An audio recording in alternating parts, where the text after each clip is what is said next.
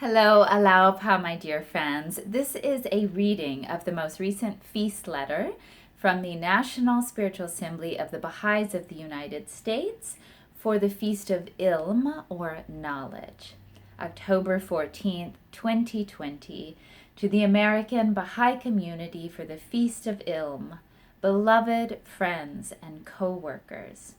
In just over 6 months, the current 5-year plan launched at Rizvan 2016 will reach its joyous conclusion. Rarely has the world presented to our eyes such a clear contrast as what we see before us. On one hand, we daily witness the effects of the rapidly accelerating strife, disintegration, and chaos that surrounds us.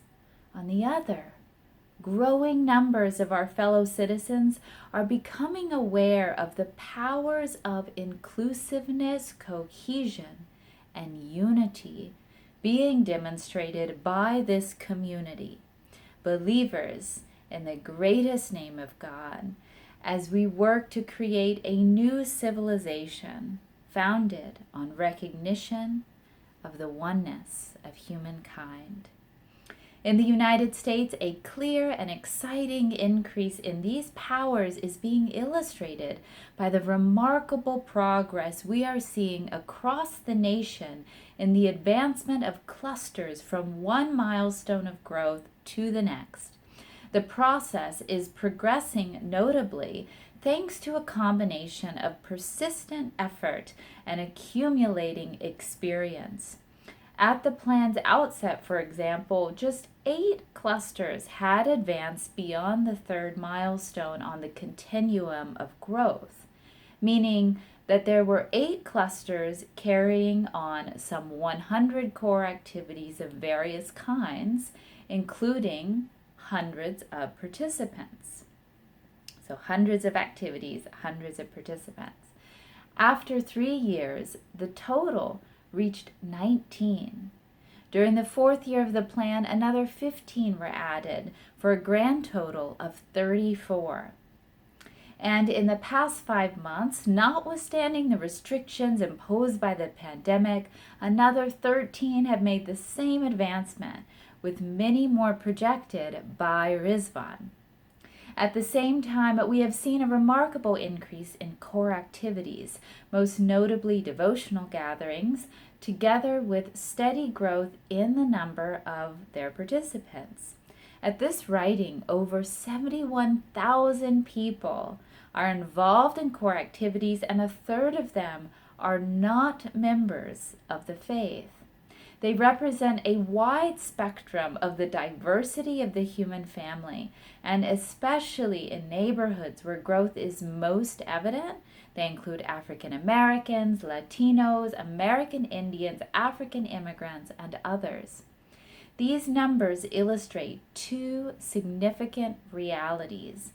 First is the growing strength of a process with institute training at its heart to apply the teachings of Baha'u'llah to the transformation of society. It is a process that is spiritual in nature, rooted in interaction with the Word of God, and paths of service that are open to all, regardless of their age or background. It represents a profound departure from concepts and approaches that now dominate the life of our society. Second is the receptivity of countless numbers of our fellow citizens to the spirit of divine love, justice, and harmony embodied in the teachings of Baha'u'llah. A thirst for spiritual truth that is bound to increase as social conditions continue to deteriorate.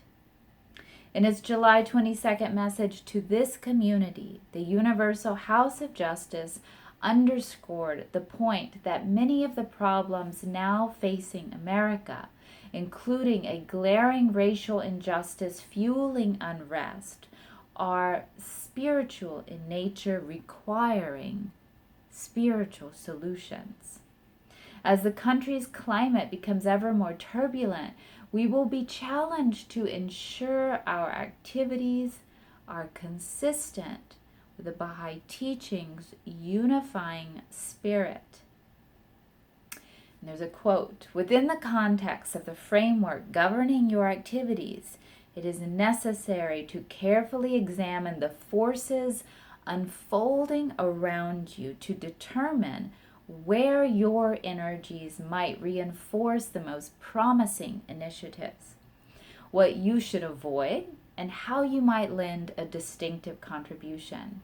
It is not possible for you to effect the transformation envisioned by Baha'u'llah merely by adopting the perspectives, practices, concepts, criticisms, and language of contemporary society. This is a presidential election year. We feel it necessary to consider again the importance of non-involvement in partisan political activity. In another message, the House of Justice described its dangers. By becoming involved in political disputes, the Baha'is, instead of changing the world or helping it, would themselves be lost and destroyed. The world situation is so confused. The moral issues which were once clear have become so mixed up with selfish and battling factions that the best way Baha'is can serve the highest interests of their country is to sacrifice their political pursuits and fully support the divine system of Baha'u'llah.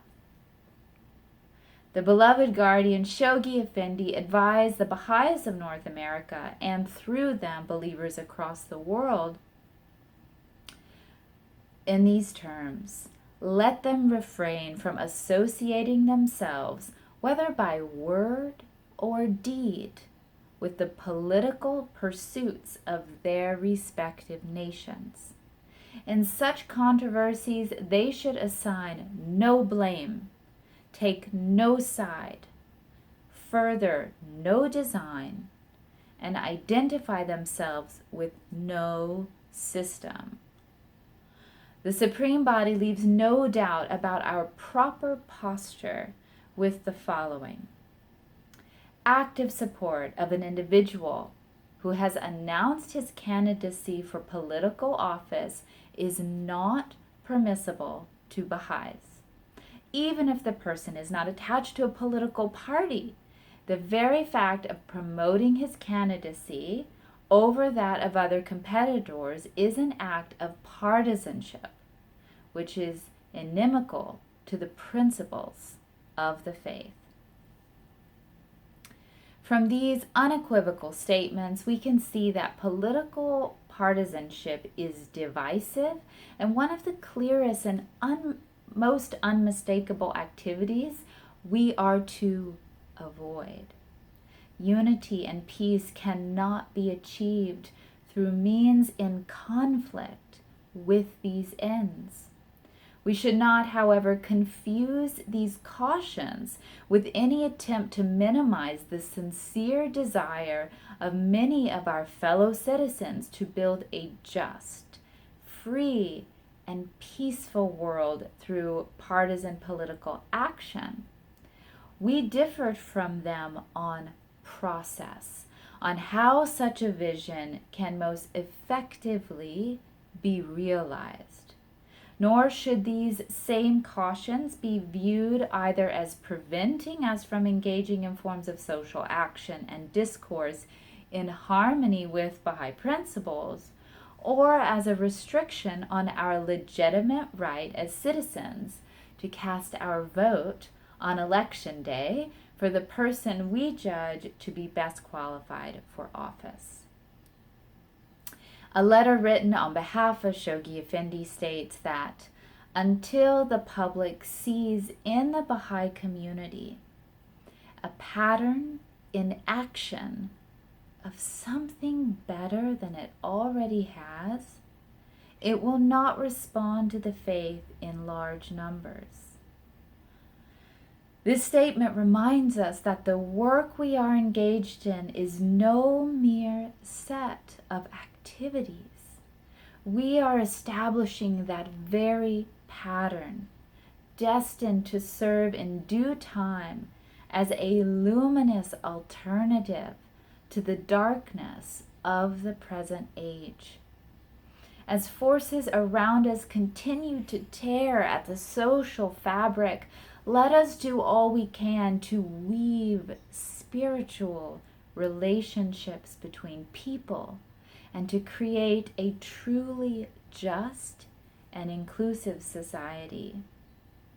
Let us devote the precious time and energies we possess to this sacred task, marching forward in serried lines, confident in the unfailing, all-conquering assistance of Baha'u'llah, the King of Glory. With loving Baha'i greetings, National Spiritual Assembly of the Baha'is of the United States, Kenneth E. Bowers, Secretary. Alaupa, dear friends, thank you for studying with me. I wish you wonderful consultations and a wonderful month of knowledge.